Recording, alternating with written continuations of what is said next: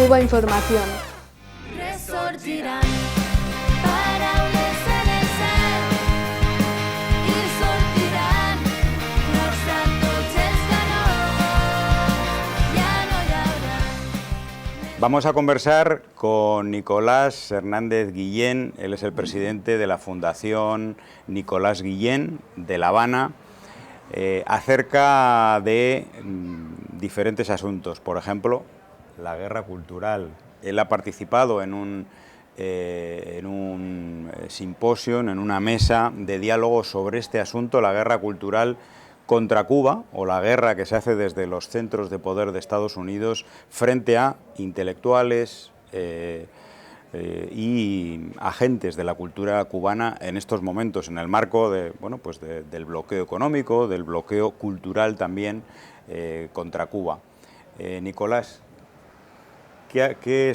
¿sobre qué estuvisteis hablando o qué aspectos tratasteis en esta mesa? En efecto, José, como dices, estuvimos hablando sobre la guerra que también en el campo de la cultura lleva a cabo Estados Unidos contra Cuba. Pero me gustaría aprovechar la ocasión para decir que realmente, desde el punto de vista cultural, Estados Unidos está en guerra con el mundo. No es solo contra Cuba. Estados Unidos está en guerra contra el mundo. Estados Unidos está intentando conseguir una hegemonía cultural global.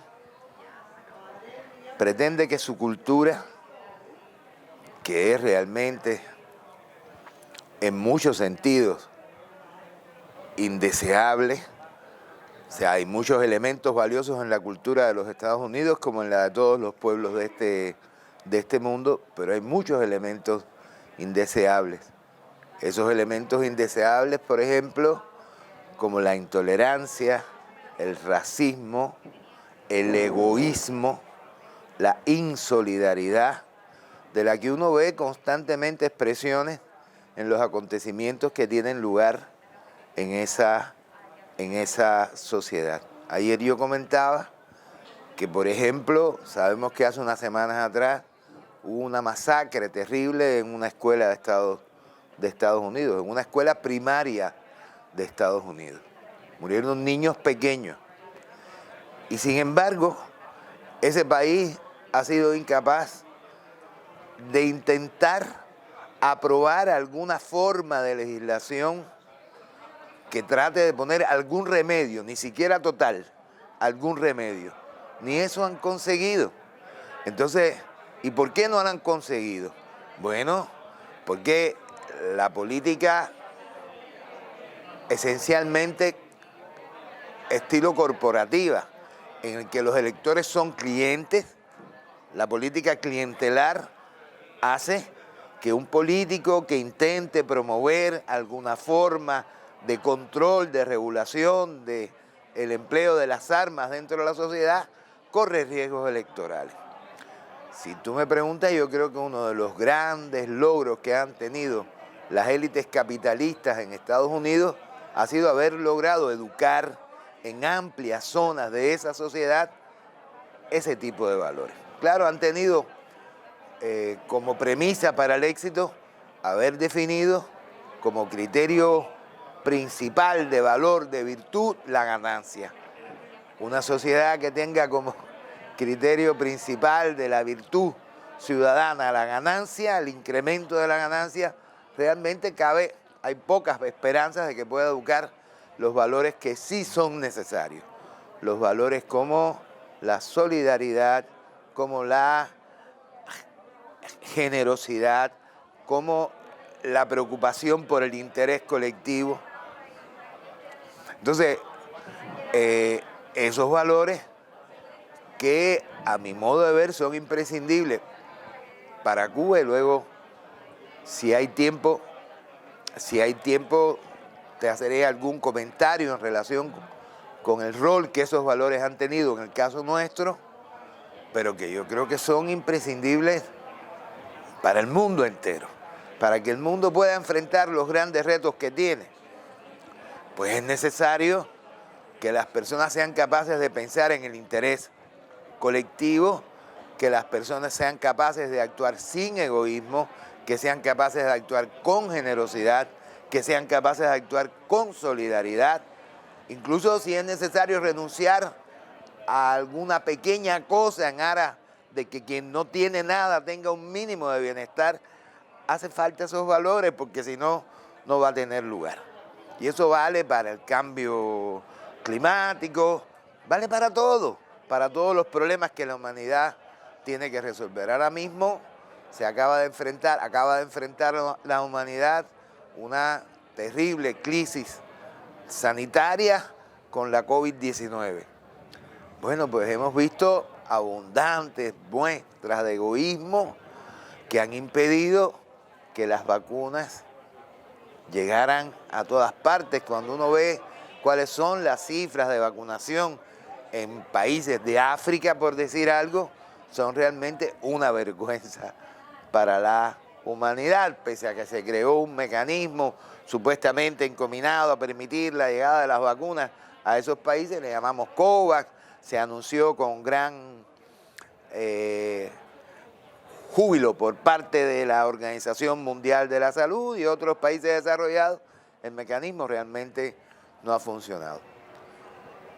Yo creo que Cuba tenía plena conciencia de que no podíamos esperar en las circunstancias del mundo contemporáneo porque la generosidad de las naciones ricas llegara hasta nosotros a propiciarnos las vacunas o los medicamentos para combatir la COVID. De ahí la prioridad que la nación le dio desde un principio al propósito de salvar vidas, que fue la consigna central y casi única, salvar vidas.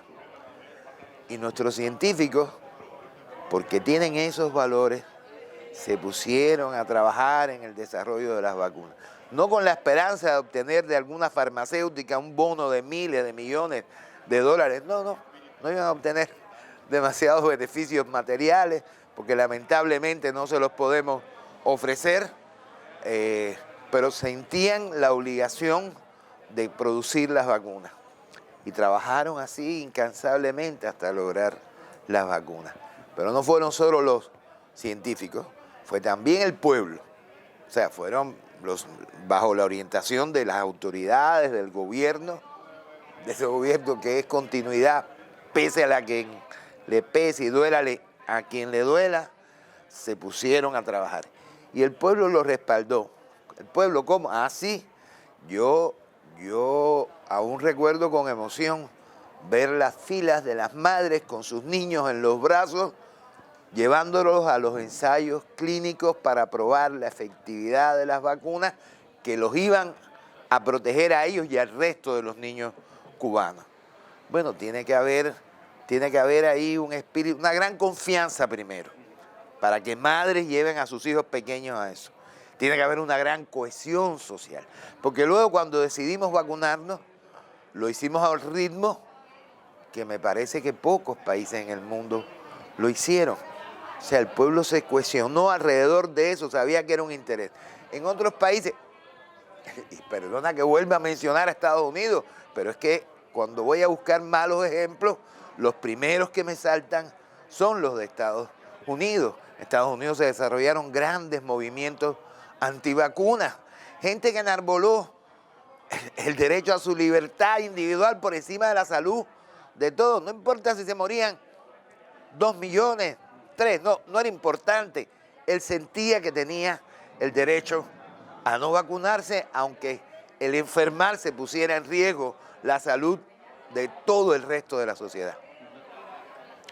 Una segunda y última pregunta, Nicolás. Te quería preguntar alrededor del asunto de la guerra cultural. En la actual coyuntura difícil de Cuba, en el que han sido visualizados, vamos a decir, algunos conflictos, ¿no? en el campo de la intelectualidad y de las personas que trabajan en el campo de la cultura, ¿piensas que esta guerra cultural ha tenido algún resultado para Estados Unidos? Es decir, ¿se han abierto nuevas brechas? ¿Cómo está esta situación?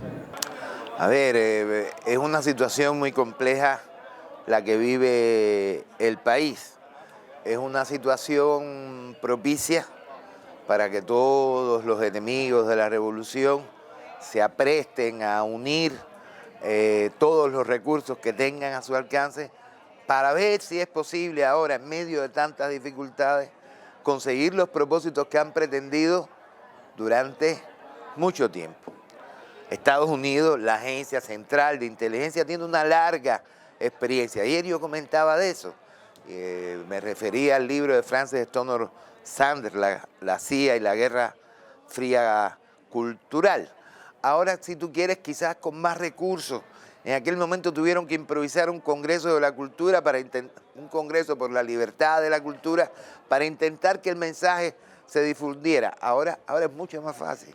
Ahora, con una computadora, bueno, dinero, eso sí hace falta mucho dinero. Puedes poner a funcionar fábricas y empezar a divulgar informaciones falsas, informaciones tendenciosas. Puedes empezar a hacer virales mensajes, falsamente virales, mensajes encaminados a caracterizar al Estado cubano como un Estado fallido, como si la ciudadanía no tuviera confianza en su dirección. Y eso algún efecto puede tener. Claro que lo puede tener. La sociedad cubana es diversa, ¿sí? Y hay quienes tienen más firmeza en las convicciones, otros tienen menos, no es homogéneo. O sea, es una sociedad, primero que hicieron hombres y mujeres. Recuerdo una canción de Pablo que decía, no vivo en una sociedad perfecta, ¿sí? Es una sociedad que han hecho mujeres y hombres. Algunos errores hemos cometido, sin duda también, y cada vez que cometemos un error, en cualquier cosa, en un programa de construcción de vivienda, en una indicación o una orientación que no refleje toda la sensibilidad que la dirección de la nación quiere que se tenga sobre esos temas, es un espacio que se abre por donde pueden filtrarse estos mensajes encaminados realmente primero a socavar la unidad de la nación. Quizás la unidad de la nación ha sido uno de los valores centrales que nos ha sostenido y tiene que ver nuevamente con la cultura, porque la unidad de la nación es parte de las transformaciones culturales que la Revolución de enero de 1959 puso en marcha y logró dotar a nuestra identidad cultural de valores que nos conducen a eso, a preservar nuestra unidad. Pero no es monolítica, no somos un bloque, ¿sí? Hay unidad, hay cohesión social, pero también hay personas con otra apreciación, con otra visión y por supuesto esta guerra cultural que se nos hace encuentra espacio. Y encuentra espacios también a veces en representantes del sector de la cultura artística, porque la cultura es más que la cultura artística, pero bueno, de la cultura artística, que se han dejado seducir, bueno, por las posibilidades de ganar más dinero, ser más reconocidos. Bueno, es su elección, allá ellos. Algún día pensarán si actuaron bien o actuaron mal, es su problema. Pero yo creo que para la gran mayoría de la nación, aún viviendo en medio de enormes dificultades, muchas de las cuales, o sea, está claro, el bloqueo es el principal obstáculo al desarrollo económico social de la nación cubana. También hemos cometido nosotros errores, no lo hemos hecho todo bien, ¿no? Tenemos la obligación realmente de hacerlo cada vez mejor. A esa obligación nos convoca cada día un presidente, que yo creo que es un presidente excepcional el que tenemos realmente. Creo que es realmente un hombre excepcional por su honestidad, su valor moral, su integridad, su dedicación al servicio de la nación cubana, ¿no? Y él nos convoca constantemente a ser cada vez mejores y tenemos la obligación de serlo. porque son muchas las dificultades que enfrenta hoy la nación cubana, y algunas de las dificultades las hemos padecido por mucho tiempo, porque entre otras cosas es un bloqueo que dura ya 6 décadas, ¿no? 6 décadas.